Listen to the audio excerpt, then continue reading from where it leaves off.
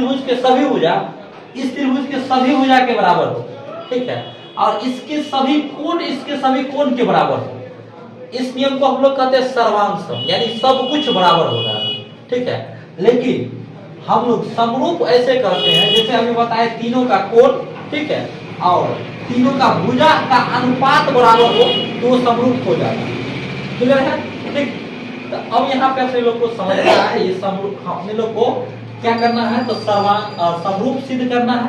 तो समरूप के लिए सबसे पहले अपने लोग को जो दिया है उस बातों को पहले मैं लिख दूंगा। दिया हमारे पास क्या है, क्या दिया है, दो त्रिभुजों के संगत कोण क्या है, बराबर है। क्या दे रखा है, संगत कोण क्या है हुआ, बराबर हो। संगत कोण यानी क्या, कोण ए बराबर कोण पी, है ना। तो दिया क्या है हमारे पास, कोण ए बराबर क्या दिया है, कोण पी दे रखा है। समीकरण मैं इसको एक बनाऊंगा। कोण ए बराबर क्या दे रखा है, कोण ए बराबर कोण क्या हो गया हुआ, पी, क्लियर है। कोण बी बराबर जो है वो दिया है, कोण बी जो है वो दिया है कोण क्यू के बराबर। किसके बराबर, क्यू के बराबर। तो कोण बी बराबर कोण क्या हो गया, क्यू, समीकरण 2। और कोण सी जो है ये दो कोण हो गया, और ये तीसरा कोण हो गया कोण सी, ठीक है, जो कि किसके बराबर है, कोण आर के बराबर। किसके बराबर है, कोण सी इक्वल टू है कोण आर। यहाँ पे समीकरण क्या बन गया, 3। कोई दिक्कत नहीं है यहाँ तक, नहीं।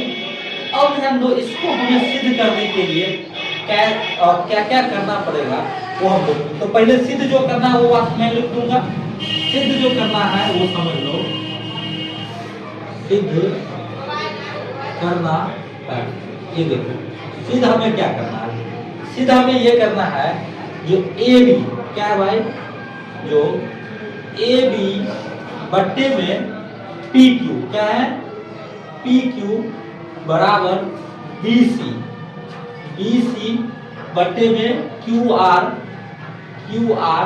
बराबर AC, और बट्टे में क्या करना है तो PR।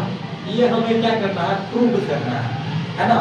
इसका अनुपात इसके, इसका अनुपात इसके, इसका अनुपात इसके, यानी संगत। देखो उनकी संगत भुजाएं एक ही अनुपात में समानुपाती होता है। ये सभी भुजाएं क्या है, समानुपाती है।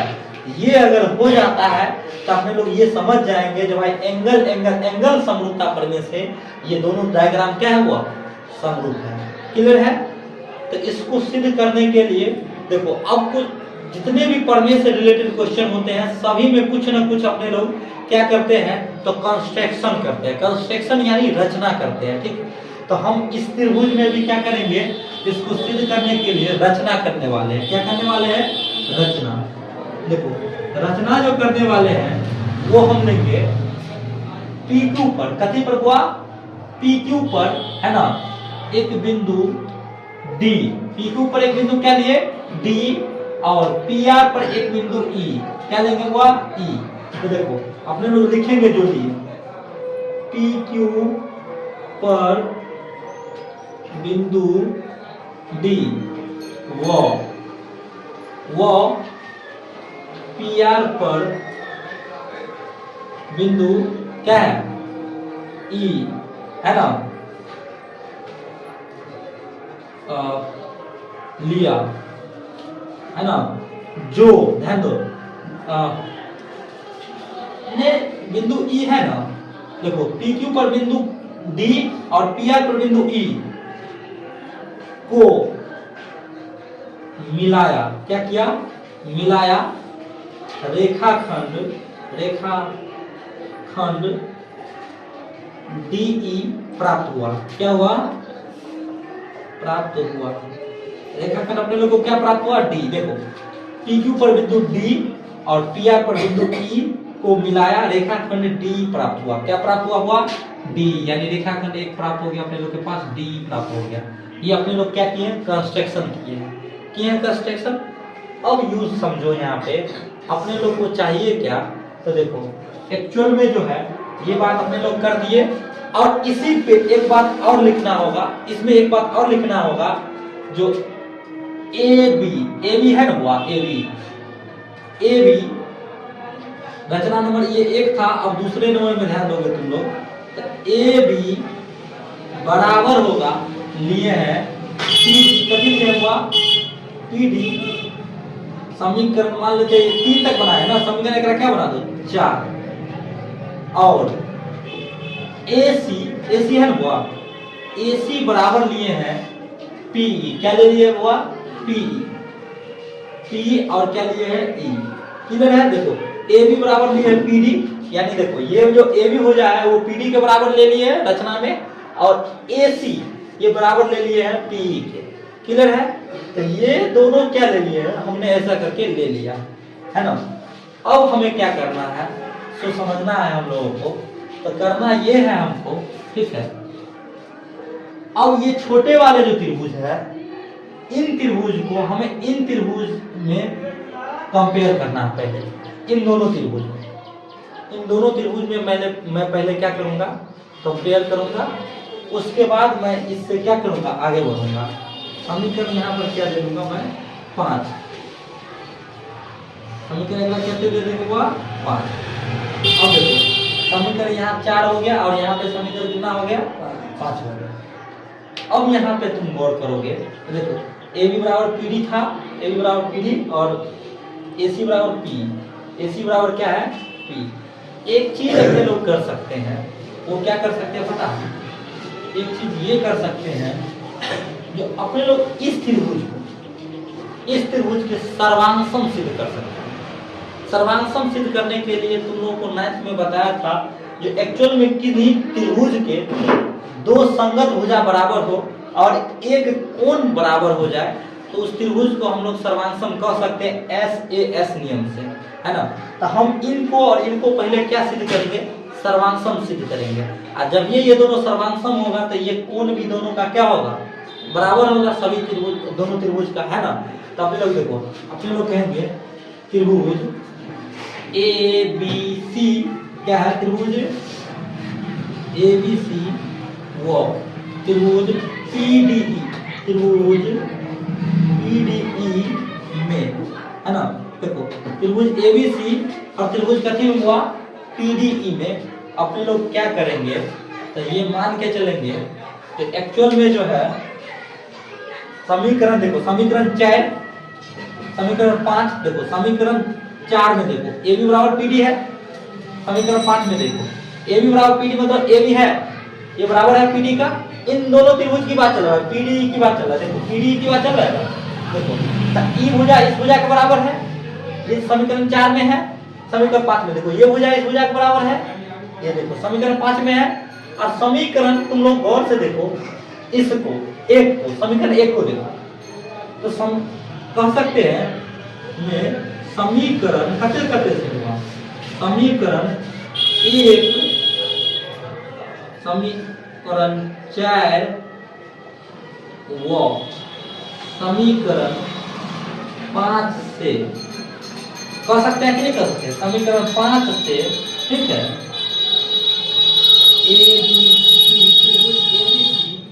सर्वांगसम होगा त्रिभुज कथी का हुआ PDE का, कोई दिक्कत है, ये दोनों क्या हो गया सर्वांगसम हो गया।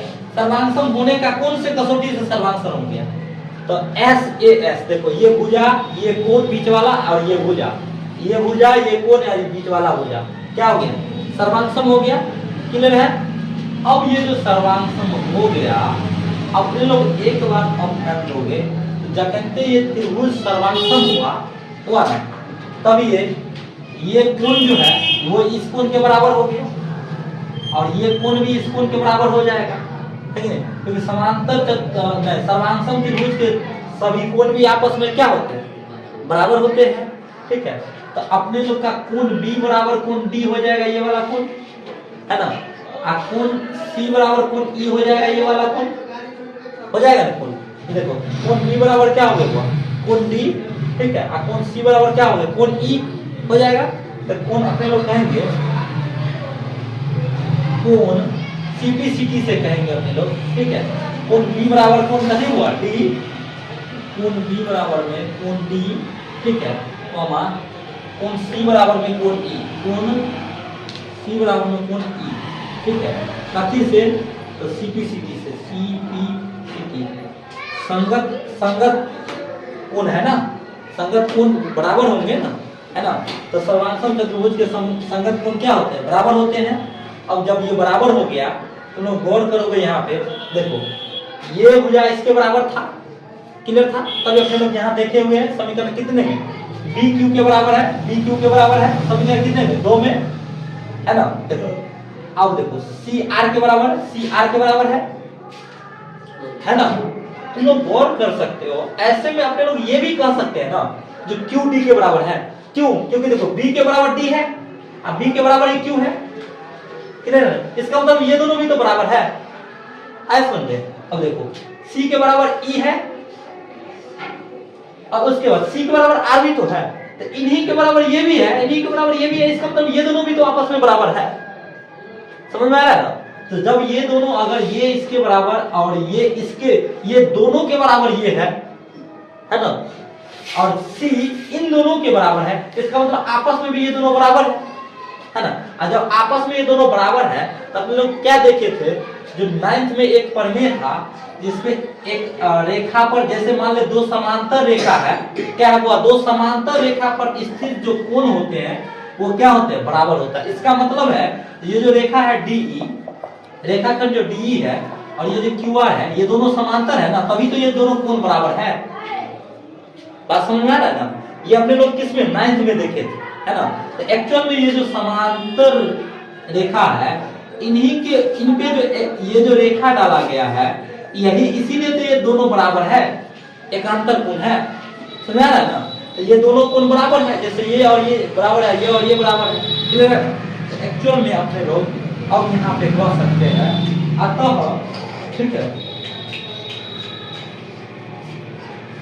अतः क्या क्या समांतर हो गया, हुआ डीई समांतर हो गया क्यूआर का, हो गया ना। तो अपने लोग कहेंगे कि भाई डीई समांतर है क्यूआर का, क्लियर हो गया। अच्छा कहते डीई समांतर हो गया क्यूआर का, तो कहते क्या लगेगा, हेल्स पर में लगेगा ना, क्योंकि अब मान लेते एक त्रिभुज है मेरे पास पी क्यू आर, इसमें ये दोनों भुजा क्या दे रखा है, समांतर दे रखा है। जब कहते ये भुजा इस भुजा के समांतर दिया तो कहते हेल्स पर में लगेगा, और हेल्स पर में लगेगा तो इसका अनुपात बट्टे इसका अनुपात और इसका अनुपात बट्टे इसका अनुपात होगा, होगा कि नहीं होगा। तो अपने लोग लगाएंगे यहाँ पर ही लिखेंगे, अतः कथी से हुआ, हेल्स परमेय से, अतः कथी से हुआ, हेल्स परमेय से। हेल्स परमेय से अपने लोग ये कहेंगे जो एक्चुअल में पीडी का अनुपात, पीडी बट्टे में कथी, डीक्यू का अनुपात बराबर होगा पी बट्टे में ईआर का अनुपात, होगा ना। तो अपने लोग कहेंगे पीडी बट्टे में बीडी का अनुपात बराबर होगा पीई और बट्टे में कथी हुआ, ई आर, क्या होगा, ई आर। अब समझो ये जो इतना तुम लोग को दिख रहा है, इसमें क्या तुमको दिख रहा है, PD BD P E R में कुछ तुमको दिख रहा है, यहाँ पे कुछ चाहिए इसमें से कुछ अपने लोग, तो अपने लोग को यहाँ पे चार मिलने वाला पीडी बीडी, बीडी तो यहाँ पे नहीं है कुछ, है ना, बीडी तो कुछ भी नहीं है ना। लेकिन चलो हाँ एगो बात है, ये देखो ये पीडी जो है, ये देखो पीडी दिख रहा है ना, ए बी का मान पीडी है ना, इसका मतलब अपने लोग को पीडी को बचाना है। ये देखो ए बी का मान पीडी है, इसका मतलब अपने लोग को कथी को बचाना, पीडी को बचाना है। तो भाई हम लोग पीडी को बचाएंगे। अब एक और बात को बताना, पी को भी बताते हैं, एसी बराबर पी है, और देखो एसी इसमें इंक्लूड है, एसी भी इसमें, एबी भी इसमें इंक्लूड है, इसका मतलब एसी और एबी और एसी है, एबी और एसी के जगह पे अपने लोग पी और पीडी लिख सकते हैं। इसका मतलब है हम लोग को ऊपर वाले दोनों को बचाना है, और जिसको बचाना होता है उसको भाग में ले आते हैं। ये बात मैंने पहले बताया था तुम लोगों को, 6.2 वाले में ही एक समानुपाती वाला दिखाए थे, तो है ना। इसका मतलब है अपने लोग यूं करेंगे, क्या समझ पा रहा है कि नहीं समझ पा रहा है। ये देखो पीडी है, पीडी के बराबर एबी है, इसका मतलब हमको पीडी को बचाना है, बचाना है। आगे देखो एसी है, एसी के बराबर पी है, इसका मतलब हमको पी को बचाना है ना। अपने लोग को जिसको बचाना है उसको क्या कर देंगे, व्युत्क्रम कर देंगे। अपने लोग क्या करेंगे, व्युत्क्रम करने पर, व्युत्क्रम करने पर तुम लोग को क्या प्राप्त होगा? तो भाई बी डी अब बट्टे में क्या हुआ? पी डी है ना बराबर, ठीक है, ई आर बट्टे में क्या है? पीई। यहाँ आ गया समझ में? व्युत्क्रम किया, उल्टा किए हैं, किए है ना? आगे ध्यान दो, हम क्या करेंगे? दोनों तरफ एक जोड़ेंगे। क्या करेंगे? दोनों तरफ एक जोड़ेंगे, जो कि हमने पहले भी तुम लोग को इंट्रोडक्शन में बताया हुआ है। जो भाई क्या करते हैं, जो है ना, जो बचाना होता है उसको बटे भाग में लेते हैं, दोनों तरफ एक जोड़ते हैं। कहीं कहीं पे घटाना भी होता है, वो भी हम लोग आगे देखेंगे, ठीक है। अब देखो दोनों तरफ एक जोड़ेंगे तो ये दोनों का एलसीएम लेंगे तो क्या आ जाएगा भाई? पीडी आ जाएगा एलसीएम में, पीडी आ जाएगा ना एलसीएम में, और ऊपर क्या आएगा? बीडी और प्लस में पीडी आएगा, कोई डाउट नहीं। अब बराबर अपने लोग का हो जाएगा, इन दोनों का करेंगे तो क्या आ जाएगा? पी आ गया, ठीक है, और यहाँ आएगा ई आर और प्लस में क्या आएगा? हुआ पी तो आ गया यहाँ पे, ठीक है, और यहाँ पे क्या होगा? पी आएगा। क्लियर है? उसका बन सही बन रहा है ना पॉजिटिव? हाँ तो सही कर दो ना थोड़ा, ठीक है। तो ये हो गया, ठीक है, आ जाओ सही कर दो थोड़ा, ठीक है। अब यहाँ पर ध्यान दोगे अगर तुम, ठीक है, तो बीडी और पीडी देखो ये रहा अपने लोग क्या करती है, तो पीडी, ठीक है, और बीडी देखो, बीडी कौन है?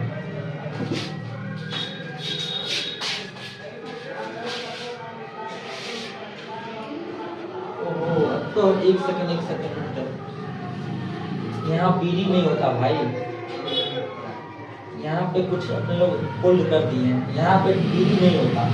तो यहाँ पे बीडी और बट्टे में डीक्यू होता, ठीक है, ये गलत लिखा हुआ है, डीक्यू होगा यहाँ पे, देखा बी है ही नहीं उसमें, डीक्यू ना होता, क्योंकि देखो यहाँ पे बी है ही नहीं, ये का अनुपात और ये के अनुपात में होता है ना, इसीलिए यार देखो बीडी जहाँ पे होगा डीक्यू करो, डीक्यू या क्यूडी, ठीक है, कहा गया यहाँ पे डीक्यू करो, हाँ डीक्यू ना होता भाई, बी तो इसमें है, यहाँ ना ये इसका अनुपात इसके अनुपात होता तो डीक्यू ना होता।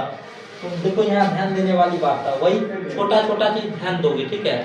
अब यहाँ पर देखो डीक्यू और पीडी, देखो पीडी और कथी डीक्यू, देखो पीडी और डीक्यू मिलकर के बराबर भुजा बन गया पीक्यू, इसको हम लोग लिख सकते हैं कथी हुआ? पीक्यू लिख सकते हैं, और बट्टे में क्या हो गया? पीडी, कोई दिक्कत नहीं, बराबर देखो अब देखो ई आर और पीई, देखो पीई और ई आर दोनों मिलकर के क्या हो गया? हुआ पी आर हो गया, कोई दिक्कत नहीं। अब बट्टे में क्या होगा? पी हो जाएगा, क्या हो जाएगा? पी। अब देखो पी क्यू और पी आर, यहाँ देखो हुआ पी क्यू और पी आर, क्लियर है? तो पी क्यू और पी आर क्या है? बटे में है, बटे में है तो इसको क्या कर लेंगे अपने लोग? व्युत्क्रम करेंगे। अपने लोग करेंगे क्या? व्युत्क्रम करने पर, व्युत्क्रम किए, अब व्युत्क्रम किए तो क्या हो जाएगा? पीडी बटे में पी क्यू बराबर में पी बटे में क्या हो गया? P R. अच्छा कितने पीडी बटे में पी क्यू और पी बटे में पी आर हो गया। तो देखो ध्यान दो, यहाँ पे पीडी के बराबर में क्या है? एसी, और पीडी के बराबर में क्या है? एबी। तो अपने लोग क्या लिख सकते हैं? एबी लिख सकते हैं यहाँ पे पीडी के बराबर में, लिख सकते हैं। पी के बराबर में क्या लिख सकते हैं? एसी लिख सकते हैं। तो यहाँ पे लिख देंगे अपने लोग ए बी बटे में पी क्यू बराबर है एसी बटे में पी आर। क्लियर है? कैसे से लिए समीकरण कितने से हुआ? समीकरण 4 वो समीकरण कितने से? 5 से। भाई समीकरण 4 और 5 से ऐसा किए हैं ना। अब तुम लोग गौर से देखो, ये देखो, इसको गौर से देखो, ये वाला, ठीक है, और इसको गौर से देखो। तो ये दोनों क्या है? ए बी बटा पी क्यू, ए बी बटा पी क्यू, और ए सी बटा पी आर, ए सी बटा पी आर, ये दो बराबर हो गया। इसी प्रकार हम इसको भी तो बराबर कर सकते हैं। तो अपने लोग लिख देंगे इसी प्रकार, है ना।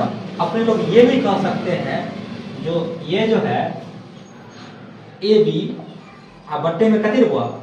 पी क्यू, वो किसके भी बराबर हो जाएगा? बी सी बटा क्यू आर के भी बराबर हो सकता है इसी प्रकार, ठीक है।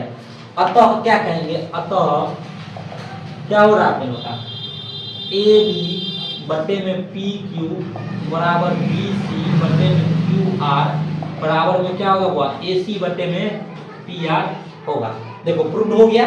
इसका मतलब अपने लोग ये प्रूव कर लिए जो एक्चुअल में एंगल कौन सा एंगल एंगल इसका मतलब ये हो गया कोई भी दो त्रिभुज है मेरे पास उसका तीनों कोण अगर बराबर होता है तो अपने लोग को ये पता हो गया जो वो जो होंगे उसके भुजा का जो अनुपात होगा वो भी क्या होंगे बराबर होगा। ठीक है, समझ में आया? जहां नहीं समझ में आया वहां तुम लोग इसमें से पूछ सकते हो जो सर हमको ये बात नहीं समझ में आया। कोई बात अगर नहीं समझ में आ रहा है तो कोई बात ऐसा है जो नहीं समझ में आया तो पूछ सकते हो तुम लोग क्वेश्चन एनी क्वेश्चन कर सकते हो जो सर यहाँ पे ये कैसे हुआ हमको बता दीजिए। समझ गया? चलो ठीक है, क्लोज कर दो इसको।